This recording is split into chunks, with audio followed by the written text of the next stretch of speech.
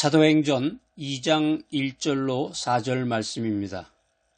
오순절날이 이미 이름에 저희가 다 같이 한 곳에 모였더니 호련히 하늘로부터 급하고 강한 바람 같은 소리가 있어 저희 앉은 온 집에 가득하며 불에 혀같이 갈라지는 것이 저희에게 보여 각 사람 위에 임하여 있더니 저희가 다 성령의 충만함을 받고 성령이 말하게 하심을 따라 다른 방언으로 말하기를 시작하니라. 아멘. 어떤 목사님이 자기 교회 처녀의 결혼 주례를 하신 후에 별책부록으로 신혼여행지에서 자기 전에 꼭 성경을 찾아서 신혼부부가 같이 오손도손 읽어라 이런 전보를 쳤다고 합니다. 요한일서 4장 18절 사랑 안에 두려움이 없고 온전한 사랑이 두려움을 내어 쫓나니 두려움에는 형벌이 있음이라. 두려워하는 자는 사랑 안에서 온전히 이루지 못하였느니라. 그저 아주 참 좋은 말이네요.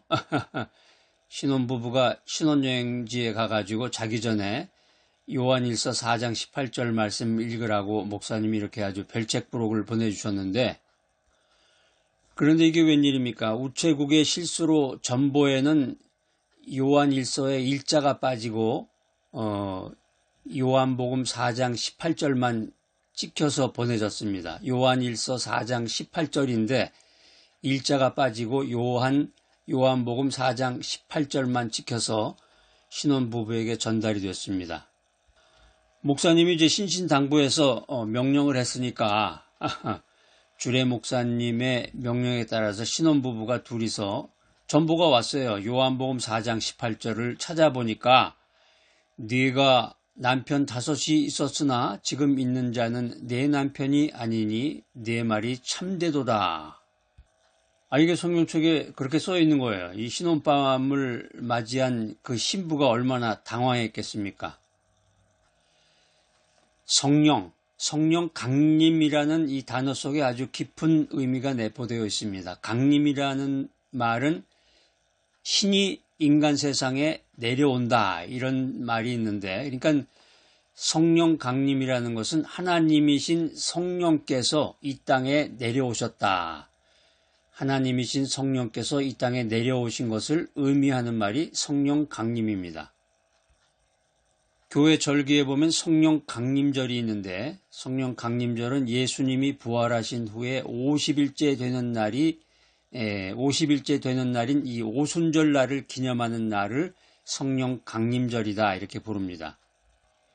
성령 강림절은 오순절에 마가의 다락방에 모여있던 제자들에게 주님께서 약속하셨던 성령께서 교회 위에 임하셨던 사건을 기념하는 날입니다. 이 성령 강림절과 오순절이 동일시되는 것은 성령 강림이 오순절에 이루어졌다라고 하는 것입니다. 이 성령 강림절이라고 하는 것이 구약과 신약을 연결해주고 신약과 교회사를 연결해주는 아주 이 스페셜 미닝을 가지고 있는 이벤트입니다. 특별한 의미를 지니는 사건이다.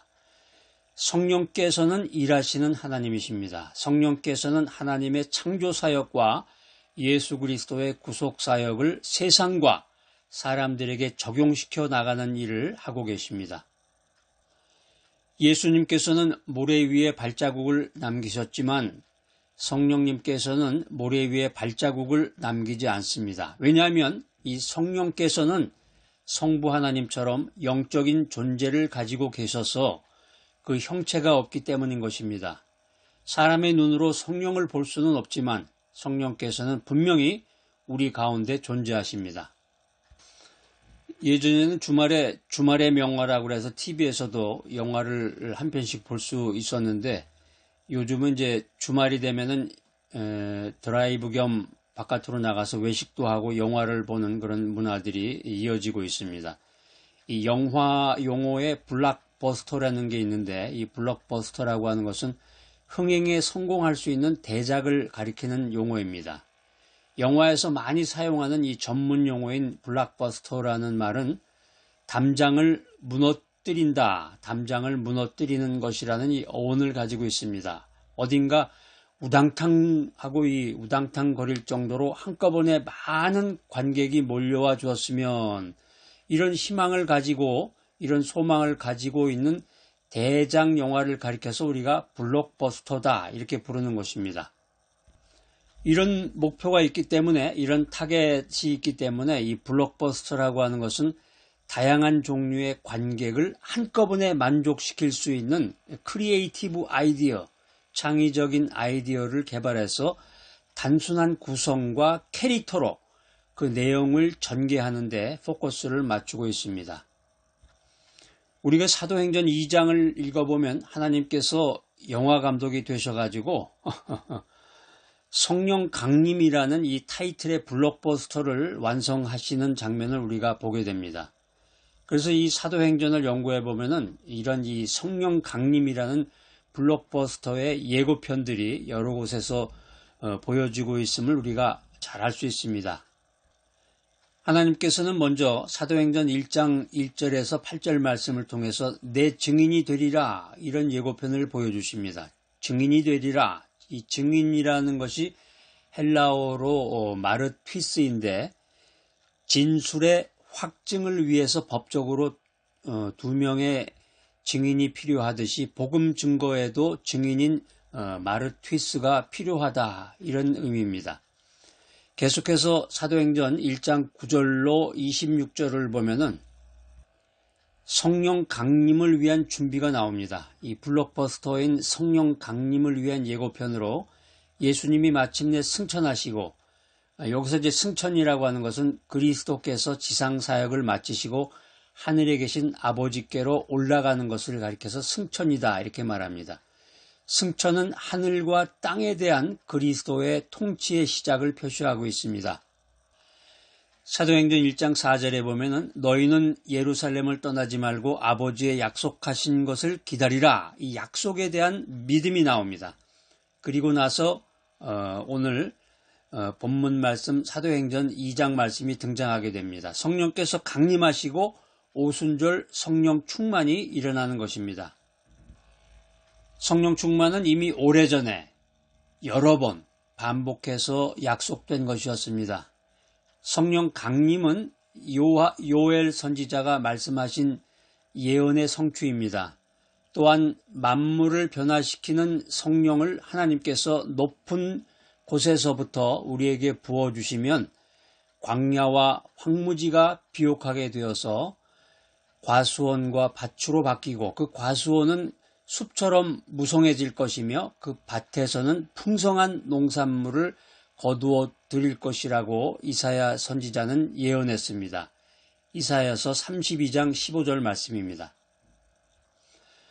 우리 인생길이 고난의 길입니다. 우리 인생길이 쉽지 않습니다. 광야 속을 사랑하는 여러분, 오늘 하나님의 영으로 여러분들을 가득 채우시기 바랍니다. 그러면 광야가 변해서 과수원이 되고 그 과수원이 숲과 같이 무성해질 것입니다. 그래서 성령 충만은 지치고 힘든 인생을 살고 있는 저와 여러분 모두에게 꼭 필요한 것입니다. 특별히 오늘 이 메시지를 듣는 분들 가운데서 몸이 약하고 또 환경적인 시험에 들고 인생의 어려움을 겪는 이 광야의 삶을 사는 사람들에게는 이 성령은 죽은 영혼을 소생시켜주는 생명이다는 것입니다. 성령은 나의 죽은 영혼을 소생시켜주는 생명이구나, 이렇게 고백하셔야 됩니다. 예수님의 제자들은 성령으로 말미암아 예수님을 믿고 예수님을 주님으로 고백할 수 있었습니다. 예수님의 제자들은 성령의 충만함을 입은 후에 확신과 용기와 기쁨을 누릴 수 있었습니다. 여러분은 어떤 인생을 살아오셨습니까? 여러분은 오늘 어떤 삶을 살고자 하십니까? 마가의 다락방에 성령이 강림하여 성령이 충만해져서 온 세계와 열방에 복음이 선포되고 증거되었듯이 오늘을 사는 우리들도 성령 충만한 삶을 통해서 확신과 용기와 기쁨이 가득한 삶을 살아야 하는 것입니다. 요즘은 세상이 교회를 비난하고 교회를 비웃습니다. 교회가 세상을 향해서 말씀을 선포하고 그들을 인도해야 되는데 그렇지 못한 것이 요즘의 현실입니다. 성령 충만한 초대교회처럼 주님이 함께 하시는 교회는 믿음의 증거가 나타나는 교회, 사랑으로 가치관이 변하는 교회, 예배와 교제가 새로워지는 교회가 되어야 됩니다.